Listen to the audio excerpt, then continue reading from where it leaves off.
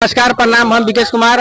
आज जो शख्स है किस पुरते मोहताज नहीं है, जो गौर के पूर्व मेयर अजय गुप्ता जी, हमारे चैनल पर आपका स्वागत है सर। धन्यवाद सर, ये आप आज आए हैं चुनाव प्रचार करने। दौसई जी जो अभी दुनिया में नहीं रहे, उनके है अनवर जी जो खड़ा हो रहे हैं, क्या भारी मोहते से विजय होंगे?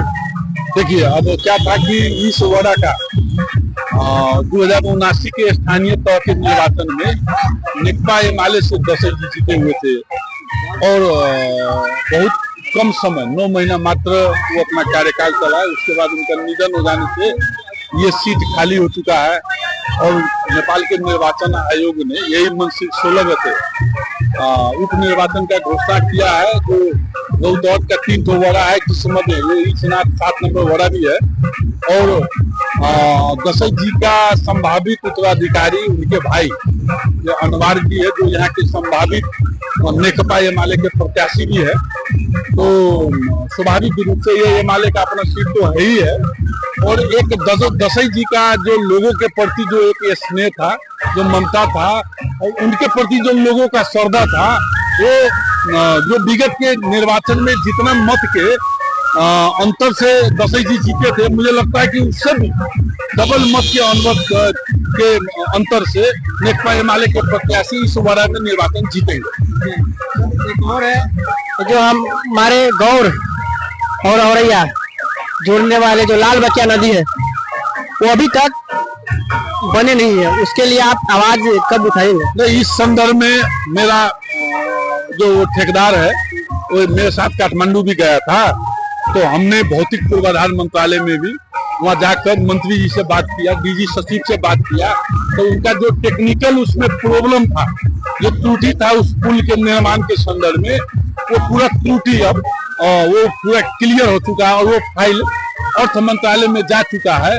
और हमने अर्थ मंत्री से भी इस विषय में बात किया था कि इसका बजट सुनिश्चित करे और ये बहुत वर्षों से ये जो पुल अधूरा है, जिससे आम जनता खास करके 1 नंबर क्षेत्र और 2 नंबर क्षेत्र को जोड़ती है और रौतहट का सदर मुकाम गौर को भी जोड़ता है।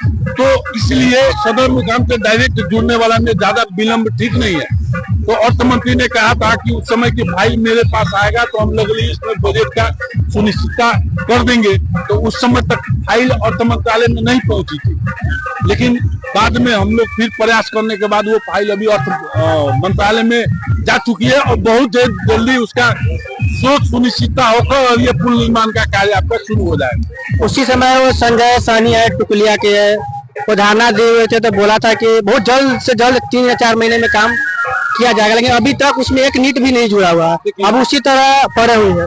ये बहुत ज्यादा जनता के दोनों तरफ का तकलीफ है, यानी बाढ़ आने के कारण से यानी 5 किलोमीटर दूरी तय करके गौर जाना पड़ता है। देखिए, अब उस समय क्या था कि अब दूसरा पार्टी का नेतृत्व का सरकार था। आज इस देश में नेकपा एमाले के अध्यक्ष केपी शर्मा ओली के नेतृत्व का सरकार है और ओली नेतृत्व का सरकार विकास के लिए जाना जाता है। और विशेष करके मध्य प्रदेश में जब ओली सरकार प्रधानमंत्री इस देश में बनते हैं ओली जी, तो मध्य में विशेष रूप से विकास का बयार बहता है। तो विगत का सरकार क्या किया नहीं किया, इससे हमारा कोई सरकार मतलब नहीं है, क्योंकि विगत का सरकार जनता को लॉलीपॉप दिखाकर विकास का झूठा वादा देकर जनता से वोट ठगने का काम किया है।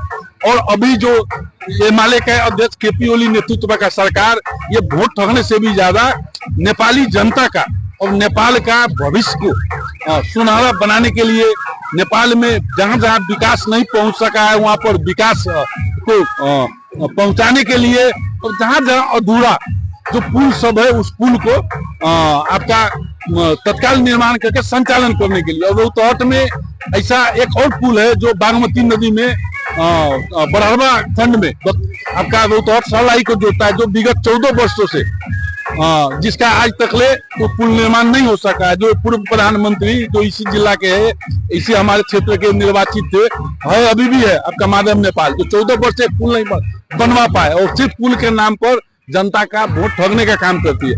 एमएलए सरकार जनता को नहीं ठगती है।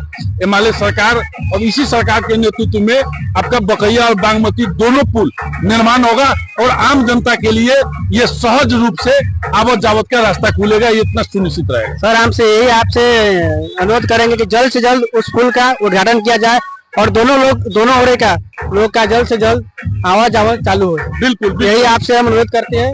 इसके लिए आप भी आपके मार्फत हमको भी पार्टी का दो शब्द कहने का मौका मिला। धन्यवाद। धन्यवाद सर।